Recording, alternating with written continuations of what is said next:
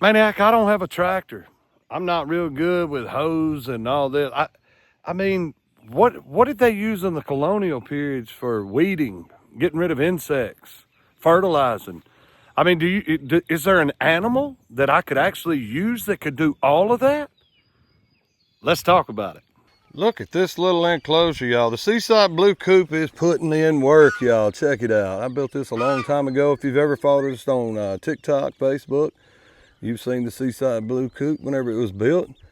And this little bad boy farm tractor right here puts in work, y'all. It's not as big as the normal tractor because we only use it for babies, but y'all, it works great. As you see, they're feeding around, looking for grass. They have their own little feed if they don't knock it over. They have water if they don't knock that over.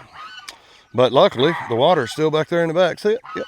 And y'all, if you haven't done so far, please click like and subscribe, because there's no telling what you may learn, what you may find, what you may see. No, I'm not a genius. I'm definitely not a professional, but I try and teach whatever I have learned. And you can learn through my failures how to be a better budget farmer, micro farmer, homesteader, whatever you want to call it. But y'all, we're here for a cool story today. I promise YouTube would be the first one to know about it, and that's what we're fixing to do. But I actually am going to introduce a couple of new animals to this farm. You got what? Did you got that rake? You gonna help Daddy make a video? Yeah, heck yeah. All right, ladies and gentlemen, so we are here at the duck yard, the new duck yard that I've made. No, it didn't cost a whole lot of money.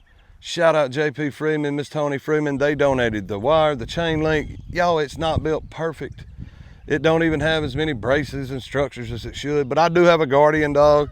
We are out here a lot. We do pile logs up so things can't dig under. But y'all, this is slap full of my new collection of Muscovies that we acquired yesterday, because I love Muscovies. We ended up selling more, and we did have one predator issue a while back, but now I'm building that population back, and thank God that I trade with some awesome people, because y'all, we have new Muscovies. Before we get to the main part of this video, we have new Muscovies, y'all. Here they are. They're chocolate, lavender, and pie. Look at these beautiful Muscovies. Oh my gosh. Woo-wee. Ain't they beautiful? Ain't they beautiful? Yes, they are. I've got them everywhere, y'all. I ended up purchasing, actually, yeah, I purchased, you might as well say. We trade and purchase at the same time. 12 of these beautiful, beautiful new Muscovy patterns that we're going to bring here to the farm. And there they are. This right here is the male. They're usually typically white. And right there is the female, y'all. The females usually are more gray, have a lot more gray, sometimes just gray in them. The males are usually white like he is.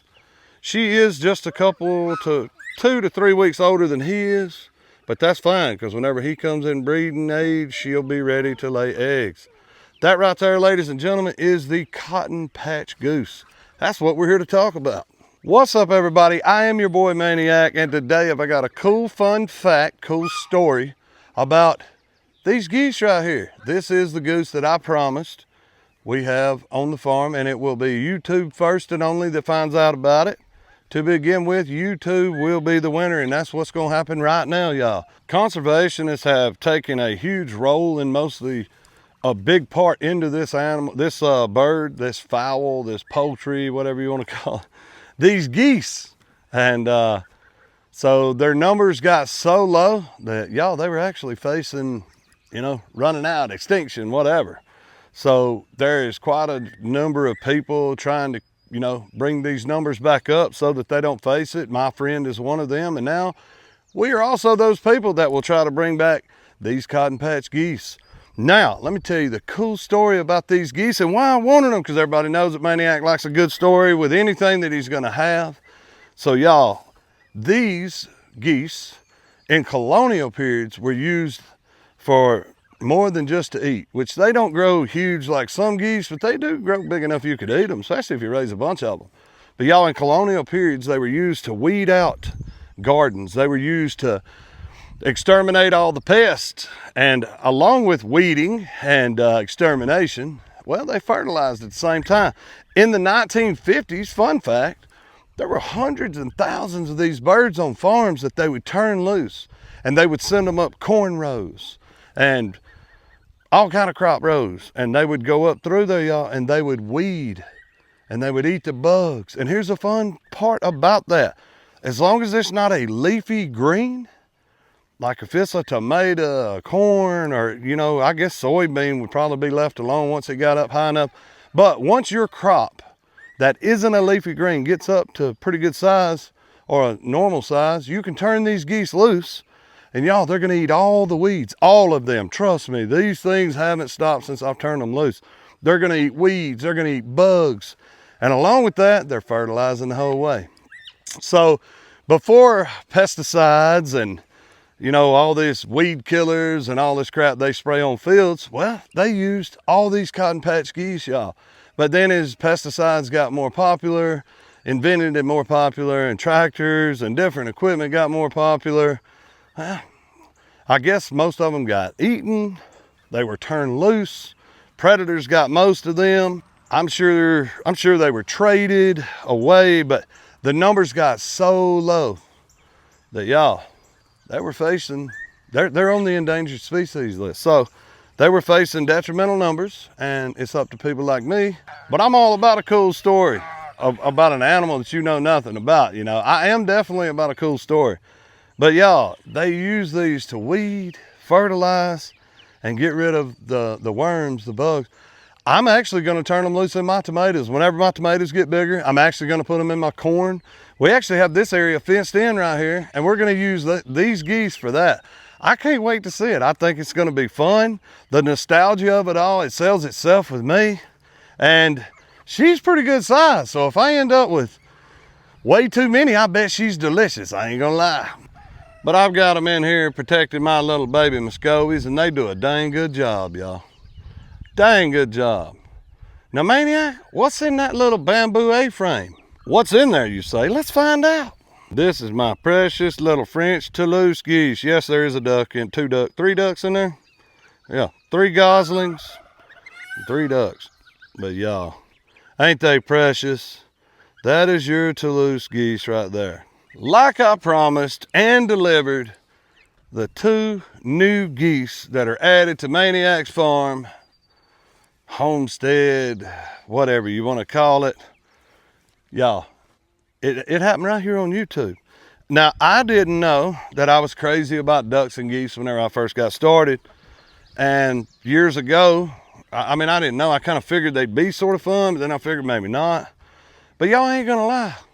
Since all this has been going on, I think geese and turkeys are by far my favorite. I do like the peacock. You might hear it scream out every now and then. You might have heard it scream out a while ago. But I think geese are cool as heck. Everybody asks, how come I choose Muscovies over any other duck? But y'all, the flavor of a Muscovy duck, I mean, it's just like it's just like beef. I mean, when you clean it, it looks like red meat, no lie. But we take the breast and we cook them medium rare, pan sear them really fast, get them to about medium rare to medium, slice them real thin. Hush your mouth, that'd be some good stuff, y'all. But you put those leg quarters in a crock pot, with your favorite barbecue sauce, y'all, it tastes just like beef barbecue.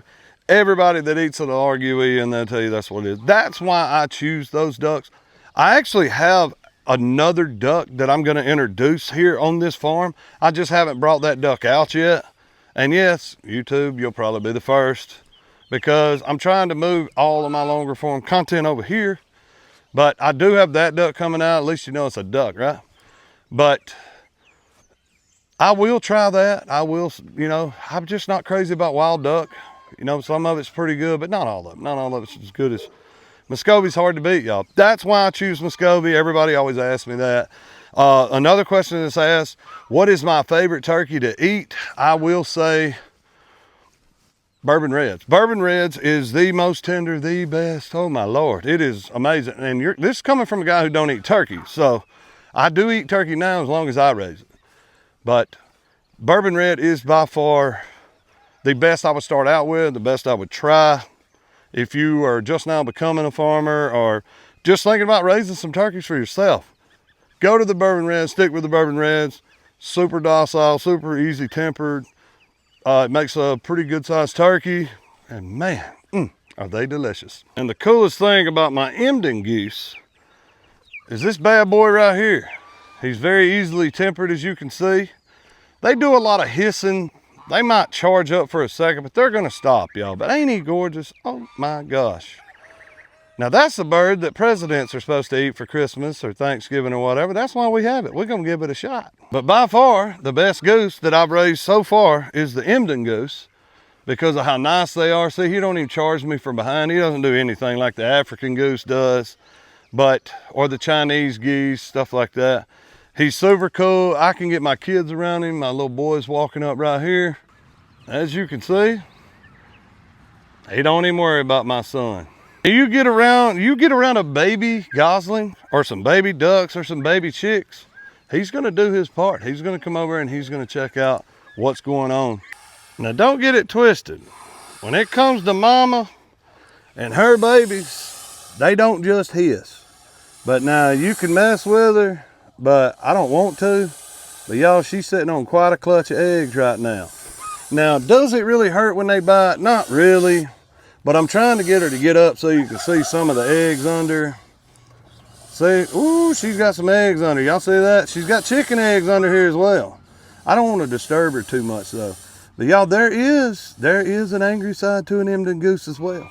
But while mama's sitting on the nest, I don't advise you to really mess with her. I just needed to see about how many goose eggs is in there with those chicken eggs. Maybe you saw the hen sitting behind her.